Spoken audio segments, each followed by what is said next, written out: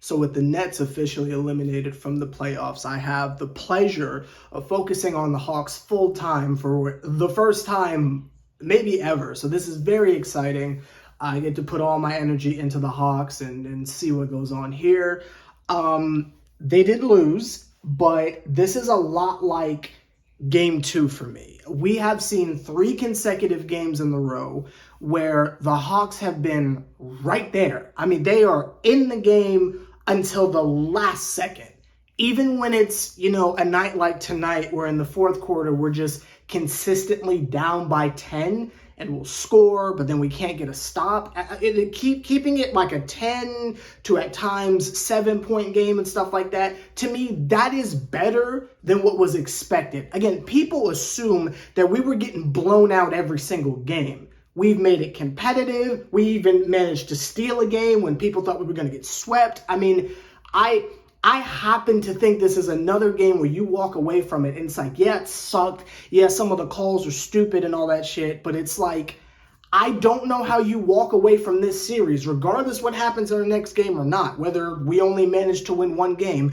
I don't know how you walk away from this and you don't just have a big ass smile on your face. I want to remind everyone that we're playing the fucking Celtics. It's not the Cavs, which, by the way, but I told y'all niggas about the Cavs, by the way. Them niggas is frauds, but that's not even there. It's not like it's the Cavs. It's not the Knicks. It's not, some other bullshit team, right? We're talking about a team that is 1 game behind the Milwaukee Bucks that had, I think, the best record in the whole fucking league, right? This is the goddamn Celtics. They just went to the fucking finals.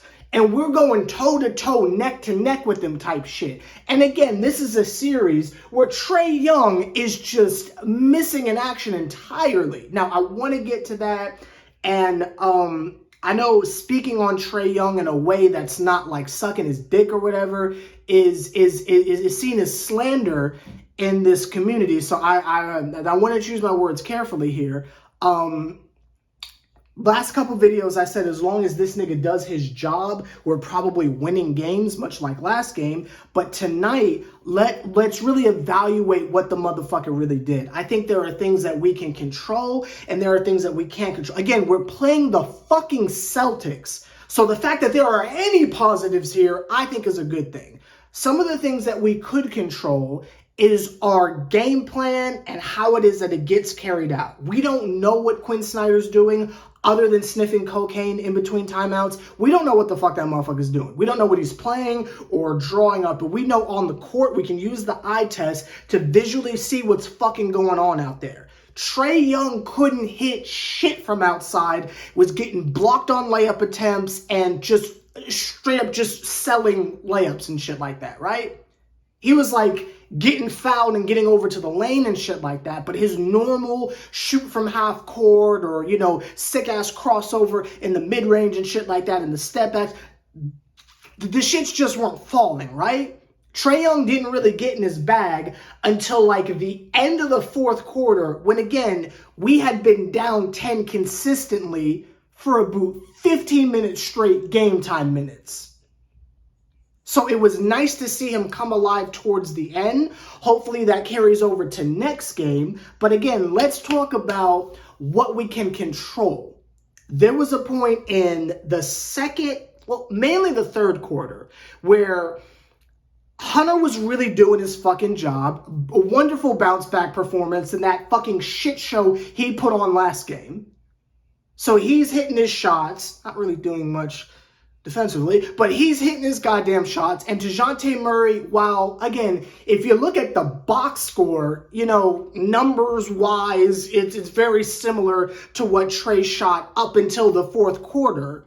But again, if you use the eye test and you're really like watching the game and like seeing what's going on and who's hitting shots and when it's happening, I happen to think that the idea of Trae Young falling back, which is what he did, falling back saying, yo, I'm not hitting shots right now. Let me get everyone involved. The motherfucker had 14 assists going into the fourth quarter because Trae Young, being the fucking god that he, being the fucking star player he is, says, okay, I'm not contributing scoring wise. Let me get my niggas involved, getting bogey shots. You feel me? I thought that was great. And I thought that should have continued throughout the remainder of the game. Because again, think about it like this. If you take away those shot attempts that ended in either a block or he's just straight up missing layups or bricking threes, you take away those shots and you give them to individuals that are feeding off of open looks, because you gotta respect Trae Young whenever he cuts into the paint or whenever he has the fucking ball, period. You gotta respect the motherfucker. So the way Trae is setting niggas up, I feel like at that point as a star, if you know you don't have it tonight offensively, you lean on that shit. Some people go to just playing aggressive defense or some shit like that. But a lot of the stars, they will resort to just facilitating and let everyone else take over. Classic example, the fucking Brooklyn, something's in my eye, I'm sorry. The Brooklyn-Philadelphia series, right? Joel Embiid had a couple games where he only scored 14 points. That's because the Nets were triple teaming that nigga. So he's setting other motherfuckers up. Tyrese Maxey is going off. Tobias Harris is going off. You got the backdoor cuts and the miracle defensive and offensive rebounding from PJ Tucker and shit like that. That's what you do if you're not able to contribute and you're like the real star of the team type shit. You go to facilitating. So again, if you take away these shots that Trae Young is not making, and you're giving those attempts to niggas who are wide open and in the zone. It's not like they're throwing up bricks. Motherfuckers was hitting their shots tonight. If we continue with that battle strategy through the remainder of the game for however long you have Trae out there for, again, do we win? I don't know, because defensively we couldn't stop them. But in terms of the things we can control, I think a simple adjustment in the mindset of Trae Young to say, I'm going to continue to facilitate, I think the game is even closer, and dare I say we win another fucking game. Now, towards the end, when the motherfucker started going off, you know, we'll take it, that's cool. But again, if Trae is distributing and just kind of sticking to that for the remainder of the second half, you got more confidence for Hunter. You got more confidence for Tajante. Maybe we can get John Collins involved a little bit, you feel me? Saddiq Bey, when he gets the fuck back in there, right? Niggas are feeling themselves. They feel like they're a real part of the offense and it's not just stand and watch type shit. And again, this isn't me slandering Trae. Not at all. Not at all. Because again, he starts hitting the shots towards the end of the game. It's just you subtract the attempts in the beginning, and maybe some of even the fucking half-court shit he's making at the end of the game, even though it didn't really matter because we were down like 10 and there was like 40 seconds left. You know, they're cool shots. But again, if those attempts are coming from other people and Trae Young is just constantly the decoy, you know, it's hard to cover a whole team than just stopping one nigga. Again, those are the things you can control. It's nice to see he's hitting his shot again. Hopefully that last like minute 30 seconds of the fourth quarter can transition to the next game and Trae's just fucking back. Because if he's just fucking back, go right back to what you normally do. Shoot that bitch from half court, go right on ahead. Right? Here for it entirely.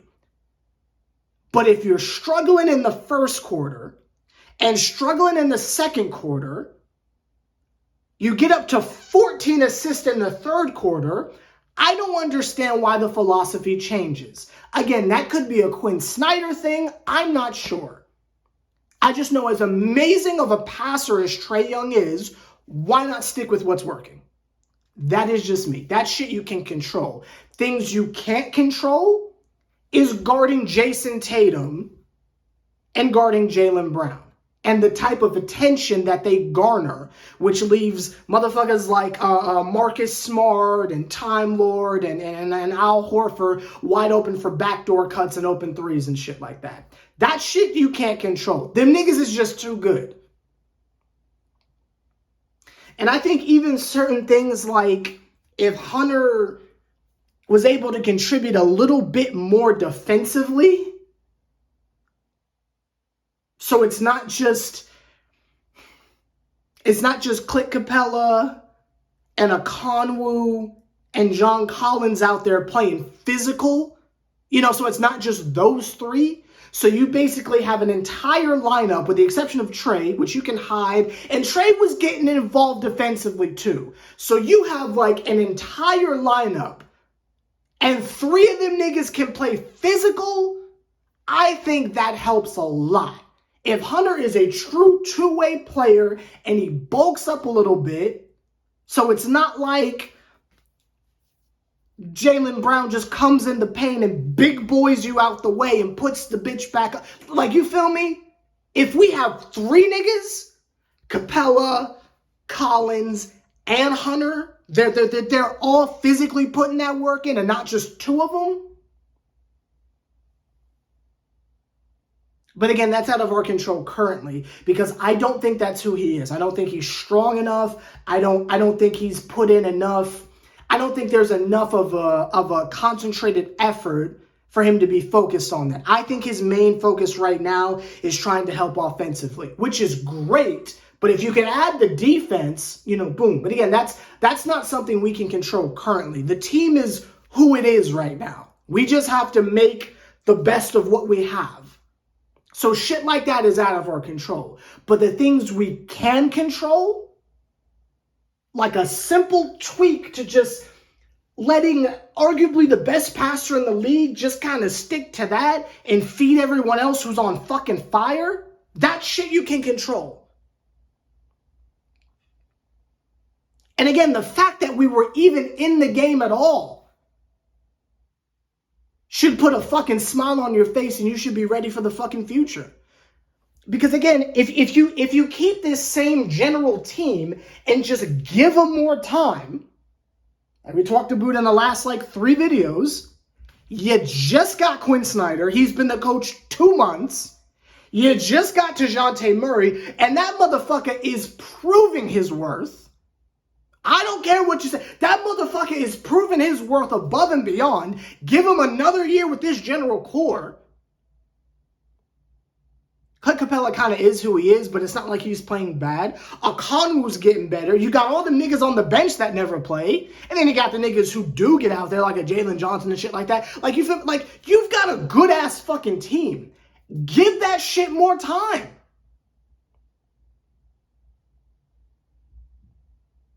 If we played competitively game 2, managed to win game 3, but then got blown off the goddamn court in game 4, I'd say,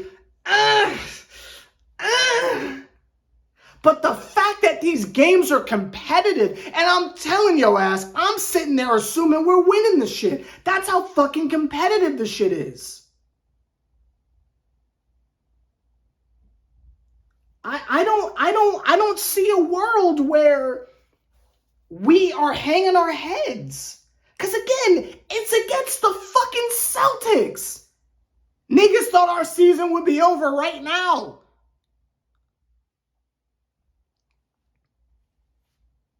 And much like in game 3, don't be fucking surprised if we go into Boston and win another goddamn game.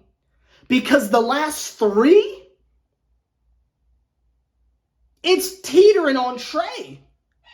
To me, I say it's teetering on Trey. If Trae Young takes the last minute 30 of the game we just watched and does that for an entire game in any of the, we're fucking them up. We are fucking them up.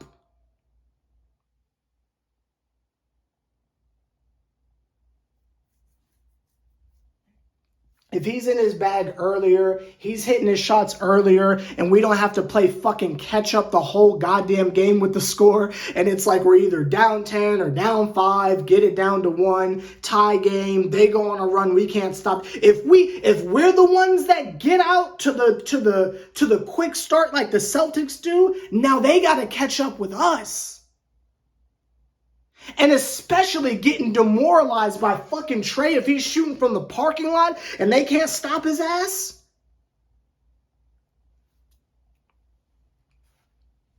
This series is so much closer than anyone's going to give us credit for.